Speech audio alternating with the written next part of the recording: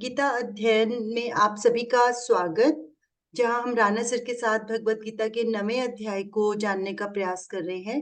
Sir को प्रणाम और निवेदन कि आज के गीता सत्संग की शुरुआत करें। ओम वसुदेव सुतं देवं कंस चाणूरमर्दनम देवकी परमानंदम कृष्णं वंदे जगद्गुरुम। सभी को बहुत बहुत प्रणाम। आज हम गीता जी के 25वें श्लोक पर पहुंच चुके हैं और कल हमने श्लोक नंबर 24 लिया था, जिसमें भगवान जी ने कहा था कि अहम ही सर्वयज्ञानां भोक्ता च प्रभु रेव च न तो माम भेजानन्ति तत्त्वेनात् तत्त्वेनाश्च वन्ति ते। तो भगवान ने कहा कि संपूर्ण यज्ञों का भोक्ता और स्वामी भी मैं ही हूं। आपको ध्यान होगा, एक 8वें श्लोक में हमने 8वें अध्याय में हमने शुरू के 3-4 नंबर श्लोक में आया था कि मैं ही अधियज्ञ हूं। और यह भी कहा था कि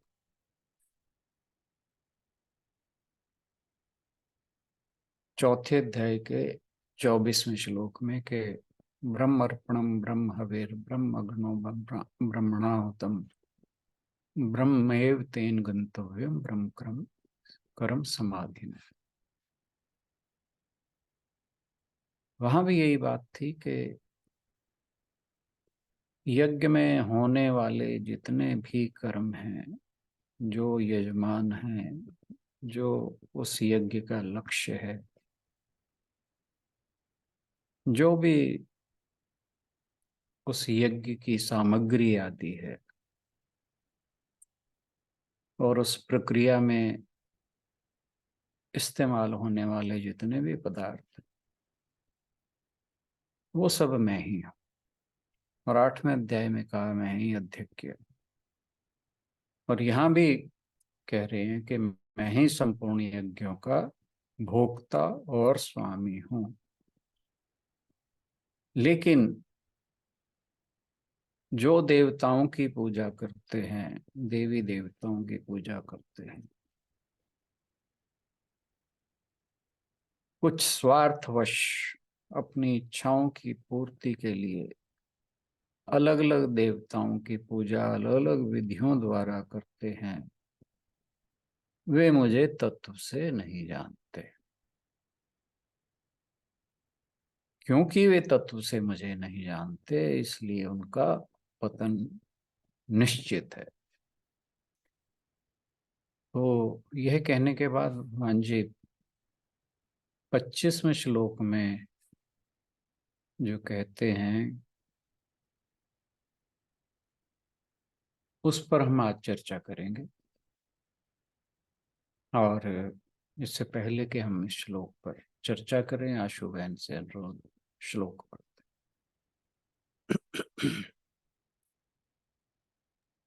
जी सर। यान्ति देवव्रता देवान् पितॄन्यान्ति पितृव्रतः भूतानि यान्ति भूतेज्य यान्ति मर्त्याजिनोऽपि माम्। आशु जी ये मेरे ख्याल आप गलत वाले उससे पढ़ रही हैं। सर 25वां कहा ना आपने? नहीं, आपका अच्छा कनेक्शन आज एक ही रखा है। हाँ जी। चलिए, थोड़ी साउंड की प्रॉब्लम थी। चलिए, टूट के आ रही थी, आप कंटिन्यू करिए, शुरू से। यान्ति देवव्रता देवान्। सब अब ठीक है? हाँ, बिल्कुल ठीक है। यान्ति देवव्रता देवान् पितॄन् यान्ति पितृव्रतः भूतानि यान्ति भूतेज्या यान्ति मद्याजिनोऽपि माम्। सकाम भाव से देवताओं का पूजन करने वाले शरीर छोड़ने पर देवताओं को प्राप्त होते हैं। पितरों का पूजन करने वाले पितरों को प्राप्त होते हैं। भूत प्रेतों का पूजन करने वाले भूत प्रेतों को प्राप्त होते हैं और मेरा पूजन करने वाले मुझे ही प्राप्त होते हैं।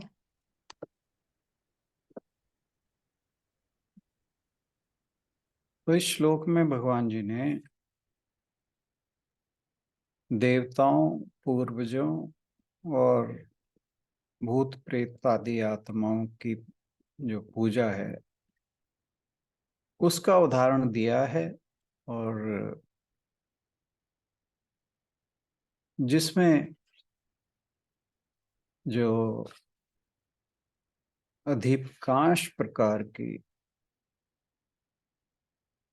आध्यात्मिक पूजा आजकल जिसे कहा जाता है वह भी शामिल है। यानी जो आध्यात्मिक पूजा है जो आजकल की जा रही है वो इसी प्रकार की पूजा है। जबकि इस तरह की पूजा जो हमें बढ़िया से बढ़िया चीज दे सकती है वो एक सीमित फल है, जो हम हमारी इच्छा की एक सीमित ढंग से प्राप्ति कराती है, पूर्ति कराती है। भले ही ऐसी पूजा से स्वर्ग आदि मिल जाए, लेकिन जब पुण्य समाप्त होंगे तो जैसा भगवान जी ने कुछ पहले श्लोकों में कहा था, हमें वापस इसी धरती पर पुनर्जन्म लेना हो।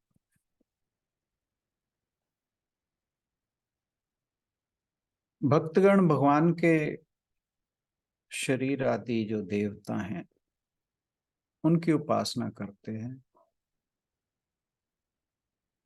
लेकिन जो आश्चर्यजनक फल है वो तो केवल भगवान की पूजा से ही प्राप्त होता है।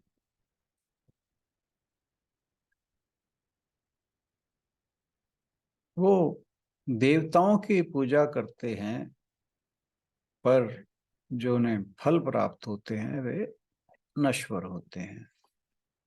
इसी को बताते हुए भगवान जी कह रहे हैं कि यान्ति देवव्रता देवा देवान, यान्ति देवव्रता देवान। जो लोग देवताओं के प्रति समर्पित हैं, जो लोग देवताओं की पूजा करते हैं, वे देवताओं को प्राप्त होते हैं। देवता मनुष्य से अधिक विकसित हैं, एक हायर पेडेस्टल पर हैं, ऊंचे पायदान पर हैं। उन्हें अमर कहा जाता है, लेकिन हैं वे भी मृत्यु और जन्म के अधीन। उनकी पूजा करने से मनुष्य दीर्घायु हो सकता है, कुछ अलौकिक शक्तियां प्राप्त कर सकता है, लेकिन ये सब चीजें भक्ति, ज्ञान और मुक्ति प्राप्त करने में बाधक हैं, बाधा डालते हैं। फिर कहा पितॄन् यान्ति पितृव्रतः, कि जो लोग हमें पितरों यानी पूर्वजों की आत्माओं के प्रति समर्पित हैं वे उनको प्राप्त होते हैं।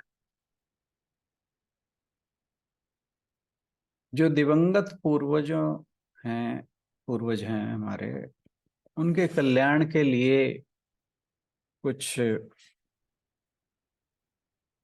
पवित्र भाव अर्पित करना अच्छा है, लेकिन उनकी पूजा में बह जाना जो है वो वांछनीय नहीं। और जो पुरोहितवाद है वो मनुष्य में इसी कमजोरी को प्रोत्साहन देता है। मनुष्य के प्रत्येक नए जन्म के साथ जो पूर्वज हैं वो बदल जाते हैं, क्योंकि जो पिछले जन्म में उसके पूर्वज थे वो अगले जन्म में नहीं होंगे। अगले जन्म में पूर्वज अलग हो जाएंगे। इसलिए पितरों के लिए अधिक चिंता करना उद्देश्यहीन और आध्यात्मिक विकास के लिए हानिकारक, और ये सांसारिक लगाव को और बढ़ाता है, जिससे सांसारिक बंधन भी बढ़ते हैं।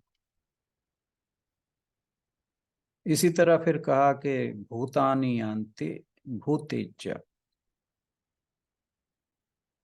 जो लोग तरह तरह के भूत प्रेत आदि की पूजा करते हैं वे उन भूत गणों को प्राप्त होंगे। भूत प्रेतों की पूजा करने से जो उनके भक्त हैं उनको ज्यादा से ज्यादा कुछ मानसिक शक्तियां प्राप्त हो सकती हैं, और इन शक्तियों से मनुष्य के अंदर अहंकार बढ़ता है और सांसारिक जीवन में बंधन और ज्यादा बढ़ जाता है। जो तामस स्वभाव वाले व्यक्ति हैं वो शत्रुनाश आदि के एक क्षुद्र कामना से प्रेरित होकर या कुछ निम्न कोटि की चमत्कारी शक्तियां प्राप्त करने के उद्देश्य से भूत प्रेतों का पूजन करते हैं। उनके जो पूजा के नियम हैं उनको मानना पड़ता है। जैसे मध्य रात्रि में शमशान में जाकर पूजा करना, शव के पास बैठकर जो भूत प्रेतों के मंत्र हैं वो जपना, मांस और शराब आदि चीजों से भूत प्रेतों का पूजन करना, और भी इस तरह के कुछ निकृष्ट कार्य, इन पूजा से ज्यादा उनकी कुछ सांसारिक इच्छाएं पूरी हो सकती है, लेकिन मरने के बाद फिर दुर्गति होना संभावित है। निश्चित रूप से उन्हें भूत प्रेत आदि की योनियां प्राप्त होती है। इसीलिए यहाँ कहा गया कि भूत प्रेतों की पूजा करने वालों को भूत प्रेत आदि प्राप्त होते हैं, वही योनियां उन्हें प्राप्त होती हैं। लेकिन यान्ति मद्या जिन्हा अपि माम, लेकिन जो मेरी पूजा करते हैं, भगवान कह रहे हैं कि जो मेरी पूजा करते हैं वो मुझे ही प्राप्त होते हैं। संत ज्ञानेश्वर लिखते हैं ज्ञानेश्वरी में कि इस सब प्रकार के लोग अपने संकल्पों या विचारों के अनुसार ही अपने कर्मों का फल प्राप्त करते हैं, लेकिन जिनकी आंखों ने मेरे दर्शन किए हैं, जिनके कानों ने मेरा श्रवण किया है, जिनके मन से मेरा ध्यान किया है, जिनकी वाचा से यानी वाणी से मेरी कीर्ति का गान किया है, जो अपने समस्त अंगों से समस्त स्थानों पर मेरे ही उद्देश्य से नमन करते हैं, जो दान आदि सब कार्य मेरे ही समर्पण करते हुए करते हैं, जिन्होंने मेरा ही अध्ययन किया है, जो अंदर और बाहर मदरूप होकर संतुष्ट होते हैं, जो अपना सारा जीवन मुझे ही समर्पण करते हैं और जो केवल हरि भक्तों के लक्षण धारण करने के लिए ही अहम भाव का स्वीकार करते हैं, जिन्हें केवल मेरा ही लोभ लगा हुआ है, जो केवल मुझे प्राप्त करने की इच्छा से ही सकाम कर्म करते हैं, जो मेरे में ही प्रेम में व्याकुल होते हैं, मेरे सर्वव्यापी स्वरूप से भरे होने के कारण जिन्हें लौकिक भाव भासमान भी नहीं होते, जिनके शास्त्र और मंत्र तंत्र सब मेरे प्रति ही होते हैं। तात्पर्य है कि जो अपने समस्त व्यवहारों और आचारों में मेरा ही भजन करते हैं, वे मृत्यु के पहले ही मेरा सत्य, शुद्ध और बुद्ध स्वरूप प्राप्त कर लेते हैं। फिर भला वे मरने के पश्चात और कहाँ जा सकते हैं?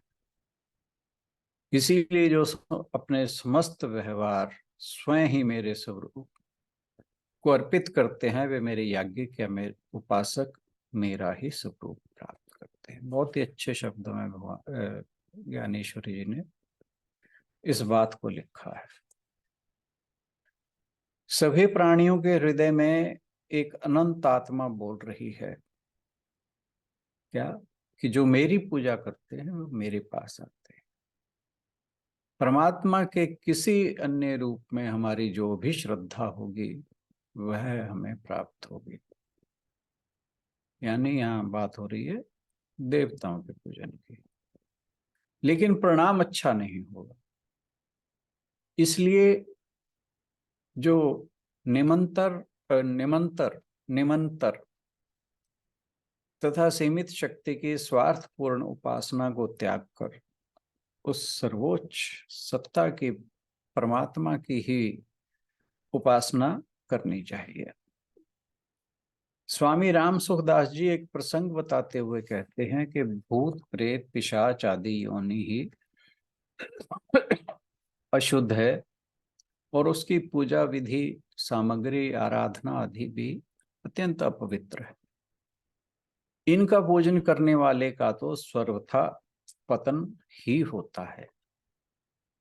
इस विषय में थोड़े वर्ष पहले की एक सच्ची घटना है।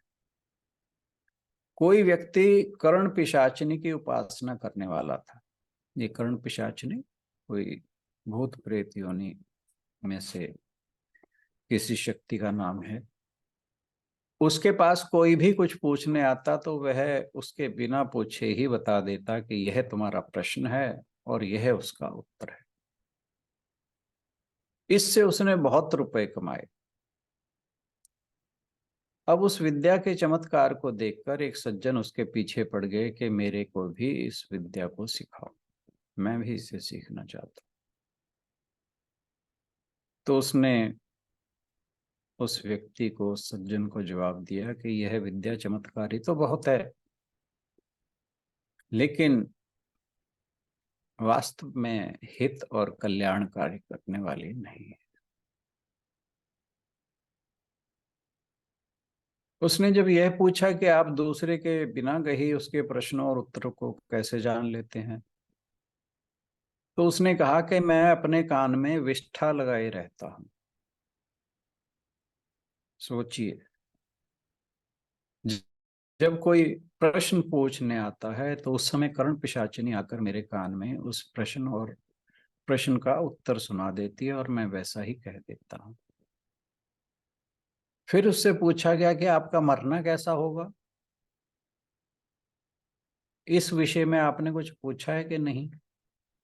इस पर उसने कहा, मेरा मरना तो नदी नर्मदा किनारे होगा।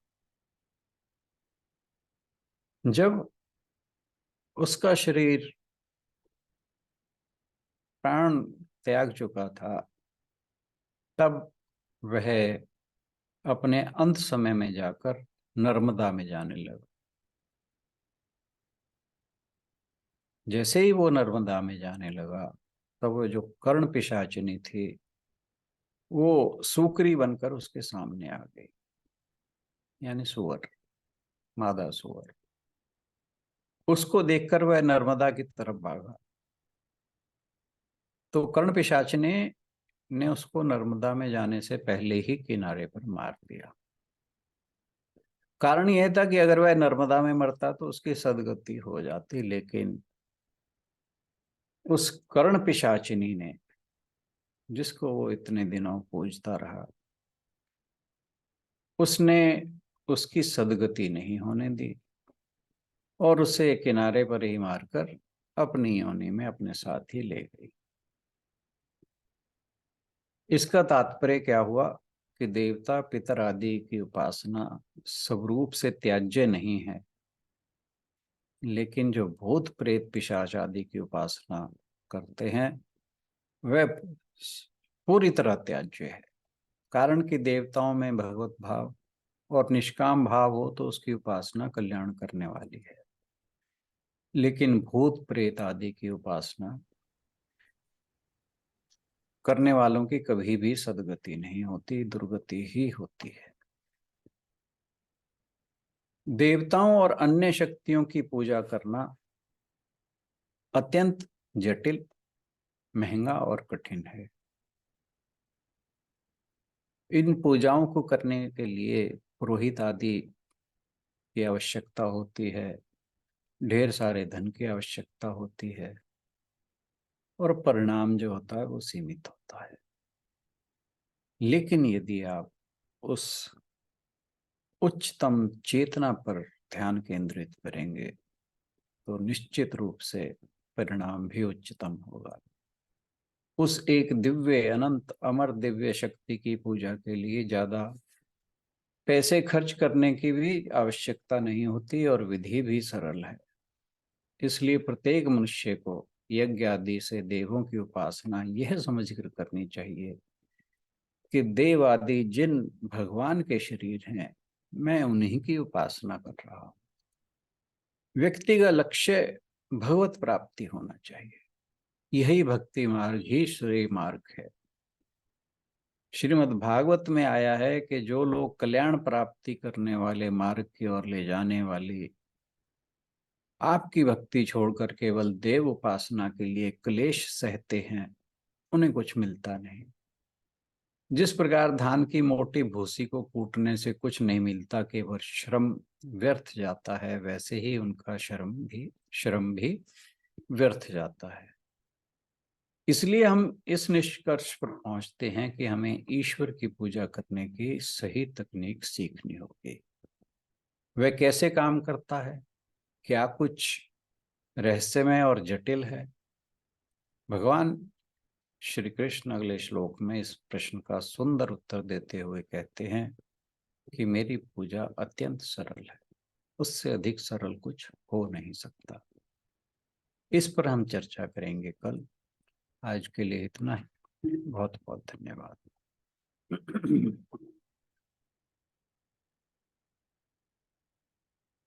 आज के श्लोक पर आप यदि कुछ कहना चाहें, कुछ पूछना चाहें तो आपका स्वागत है,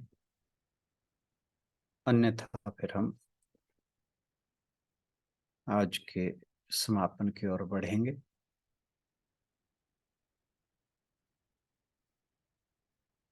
कोई कुछ कहना चाहे? सर, इस श्लोक से तो यही समझ आई कि हमें बस भगवान श्री कृष्ण की ही पूजा करनी चाहिए, देवी देवताओं की नहीं करनी चाहिए। बिल्कुल। और आप हाँ, जो भी इष्ट है आपका, हाँ जी। अपनी इष्ट की पूजा करिए बस। नहीं, और जैसे सर, मेरा पहले तो मेरे शिव जी मेरे इष्ट थे, हैं हम्म अभी, अब भी हैं। अब कृष्ण जी की तरफ जब से गीता पढ़ने लगे तो उधर भी पूरा हो रहा है विश्वास। तो हम्म। फिर ये भी तो दुविधा हुई ना सर, आप भी तो शिव जी के भगत हो। मैं तो अब भी हूँ, मुझे तो कोई दुविधा नहीं है। हाँ, तो मतलब वो एक ही मैं चीज तो है। मैं तो भगवान शिव को ही कृष्ण जी मानता हूँ, कृष्ण जी को ही शिव मानता हूँ। हाँ, ये मैं भी यही समझती हूँ सर। ठीक है, मुझे कोई समस्या नहीं है। ठीक ठीक है। तो आप फिर किसी भी भगवान को, आप जीसस को प्रणाम करें, आप गुरु नानक को प्रणाम करें, उनमें अपने इष्ट को देखें बस। क्या ठीक दिक्कत? पर फिर इस श्लोक में तो यही कहा है ना, दूसरे देवी देवताओं की पूजा नहीं करनी चाहिए।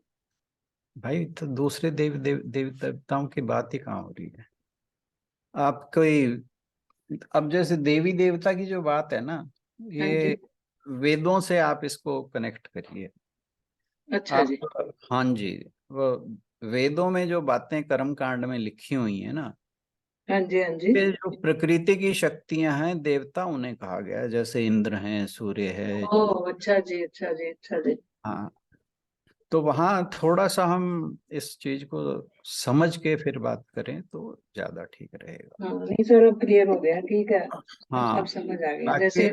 बाकी आप किसी भी चीज को, जब गीता क्या कह रही है कि आप तो मनुष्य के अंदर भी भगवान देखो, हाँ, सब सब भगवान ही है, बिल्कुल। फिर इंद्र को आप भगवान मानने में क्या दिक्कत है, दुर्गा हम्म। को भगवान मानने में क्या दिक्कत है। राइट। आप जिसको भी, आप जिसकी भी प्रार्थना करते हैं, जिसको भी नमस्कार करते हैं, उसे आप शिव या कृष्ण, जिसमें भी आपकी श्रद्धा है, जो भी आपका इष्ट है, उसे वो मानकर प्रणाम करें। बस इतना बहुत है। ठीक है सर। क्लियर हो गया मेरे को।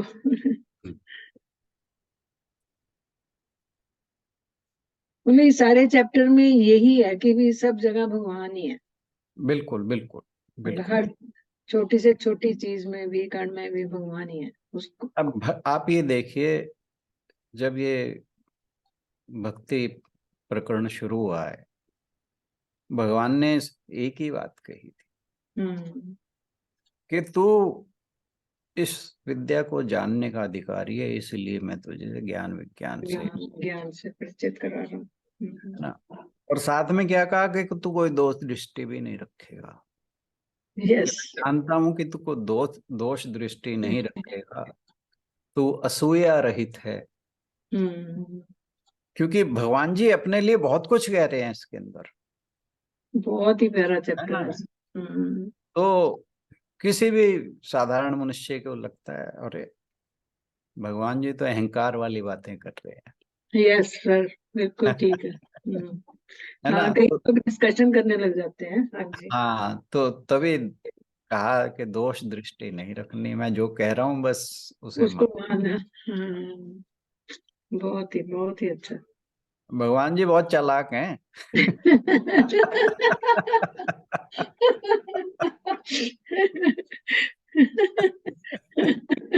कंडीशन पहले ही रखवा ली और फिर बोलना शुरू किया। और है भी, गीता ये बात जरूर कहती है कि अब आपको जिस चीज को बताया जा रहा है, पहले उसमें श्रद्धा रखो। बिल्कुल। जब आप एक बार श्रद्धा रख लोगे, फिर वो आपके अनुभव में भी आने लगेगी। लेकिन आप सोचो कि पहले अनुभव हो जाए, हम फिर श्रद्धा करेंगे, फिर आपका जो मार्ग है, पॉसिबल नहीं है। मार्ग गलत है। ये पहले आपको श्रद्धा रखनी होगी। बिल्कुल। जब श्रद्धा हो जाएगी, फिर आप असूया रहित हो जाओगे। फिर आप जो कुछ भी कहा जा रहा है उसमें दोष नहीं निकालोगे, मानने लगोगे। एक समय आएगा कि आपको उसका अनुभव भी होगा। हम्म। और बाकी जो आपका मेन प्रश्न था, उसमें आपको कोई भी दुविधा नहीं होनी चाहिए। आप जिस भी भगवान के स्वरूप के आप उसमें श्रद्धा रखते हैं, जो भी आपका इष्ट है, हम्म। हर देवी देवता को उसी रूप में आप देखिए। बिल्कुल ठीक है सर। फिर कोई आपके अंदर भेदभाव या दुविधा की जरूरत नहीं रहेगी। ठीक है सर।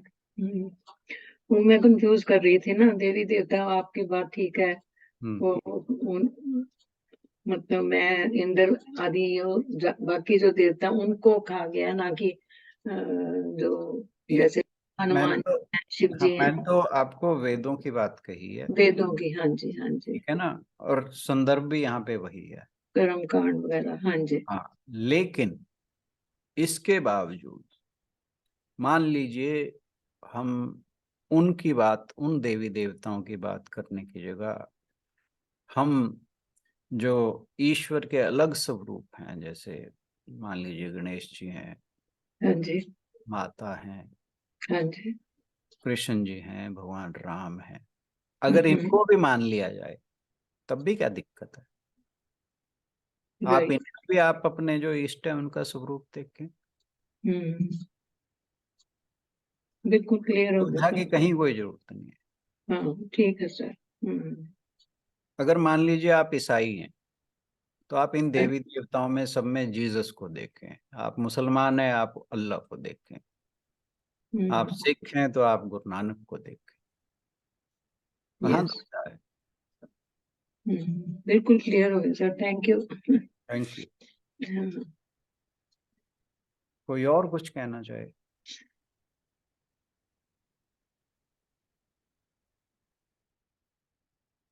चलिए समापन करते हैं।